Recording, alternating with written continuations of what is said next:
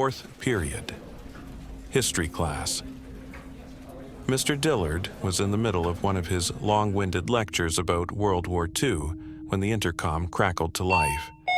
Attention, students and staff. This is a lockdown. This is not a drill. At first, I barely registered it. Lockdown drills were normal, but then I saw Mr. Dillard's face.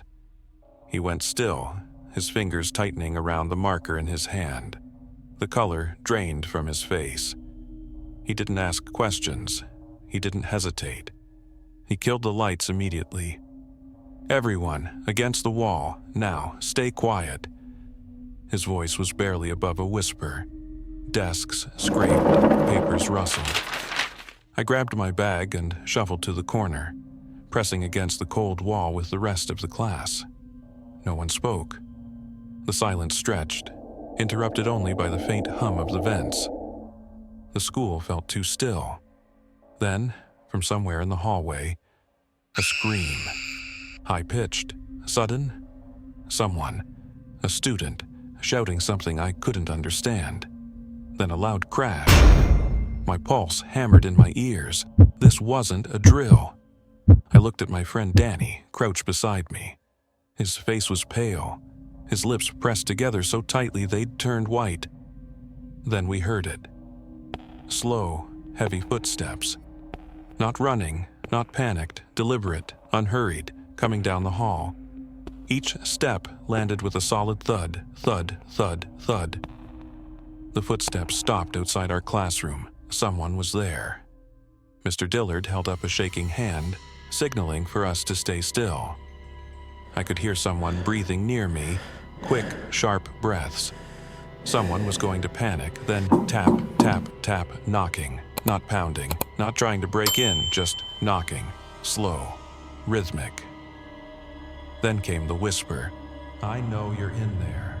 The whisper sent a wave of cold terror down my spine. "I know you're in there." The voice was too close, right on the other side of the door. Mr. Dillard clenched his jaw. His hand was still raised, begging us not to move. Someone near me let out a barely audible whimper. Then the door handle turned. Slowly, deliberately. The lock held, but the gentle rattling sent fresh panic surging through me. A sharp thud made me flinch. Whoever was outside had pressed their hand against the door. Then silence. My ears strained in the stillness. The entire class was paralyzed in fear. Then, somewhere down the hall, a gunshot. A single deafening crack that made someone in our class yelp. Mr. Dillard turned and silently shushed them, his eyes burning with urgency. More shouts followed, screams, another bang. Not a gunshot, but something crashing to the floor. Then, footsteps, running this time. Not heavy, not slow, but panicked, moving away. Whoever had been outside wasn't at our door anymore. I exhaled a shaky breath, trying to convince myself that whoever it was had left. The intercom crackled again. "Students, remain in lockdown. Do not open your doors. Help is on the way." But something was wrong. It was the principal's voice, but off, distorted, like a recording that had been cut and stitched together. The pacing was unnatural, the words mechanical. A few students exchanged nervous glances, and I saw the realization on their faces. Something about this lockdown wasn't normal. Danny inched toward the door, too close. Mr. Dillard grabbed his sleeve, shaking his head. Danny mouthed, "What's happening?" Mr. Dillard just pressed a single finger to his lips. Then, from the ceiling, a soft creak, like weight shifting against metal. I looked up. There was a vent cover near the back of the room, and it was slightly open. A faint shuffle, like something moving inside. Then, a second whisper. But this time, it didn't come from the door. It came from the ceiling. "I know you're in there." A chill crawled up my spine. The whisper, the same one from the hallway, was now coming from above us. Danny's head snapped upward, his breath shaky. Someone next to me muffled a sob. I saw Mr. Dillard's face in the dim emergency light, his jaw clenched so hard I thought his teeth might break. Then the vent shifted. Not much, just a little, but enough. Enough to make a soft creak echo through the silent room. We all stared, frozen. Something was inside the ceiling, and it was moving.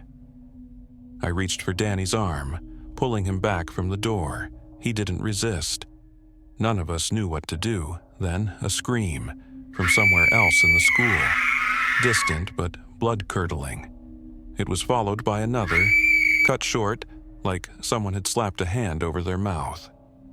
Mr. Dillard grabbed his phone. I watched his screen light up his face, illuminating the sweat beading on his forehead. He tried to dial 911. Call failed. He tried again. Nothing. The intercom crackled back to life. Students, remain in lockdown. Do not open your doors. The voice wasn't right. It was chopped up, stitched together from old recordings of the principal's voice. Then, a deep thud. Something dropped inside the ceiling, right above us. The vent rattled violently. The metal groaned under shifting weight. Then, silence. I felt like I was going to be sick. I squeezed my hands into fists, trying to steady my breath. Then, in the dim emergency light, I saw something. The vent cover, sliding open. A hand slipped through.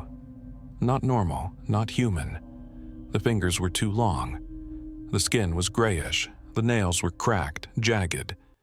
It didn't reach for us. It just hung there, like it was waiting. Then, a voice from inside the room. I know you're in there. The hand remained in the vent, fingers twitching slightly like it was testing the air. The dim emergency light flickered against its grayish, cracked skin. Then, slowly, it retracted, disappearing back into the darkness of the ceiling. For a moment, there was only silence. Then, a sound I will never forget. A deep, wet scraping, like nails dragging against metal, moving, circling above us. I could feel everyone's terror pressing into me, the shallow, uneven breaths, the quiet whimpers, the trembling of bodies too afraid to move. Then, Danny snapped. He shot to his feet, bolting for the door. Mr. Dillard lunged for him, but Danny was too fast. He grabbed the handle, twisting desperately. It didn't budge, locked. Danny slammed his fist against it, panicked. Let me out! Let me out! Above us, the movement stopped. Then, bang! A horrible, deafening crash as something dropped from the ceiling. A shape, a shadow. It wasn't human. Danny barely had time to scream. It moved too fast. 1 second, he was there, his hands on the door. The next, he was gone, dragged backward into the darkness. The only thing left was his shoe, lying in the middle of the floor. Someone sobbed. I heard someone else praying under their breath. The intercom crackled again. Lockdown still in effect. Do not leave the school. But it was Danny's voice now. I turned to Mr. Dillard, but he looked shattered. His eyes locked on the vent, the shoe, the door. He had no answers. I pressed myself against the wall, my breath coming in quick, sharp gasps. I wanted to run. We all did. Then, from the hallway, a knock, slow, rhythmic. Knock, knock, knock. Then, I know you're in there.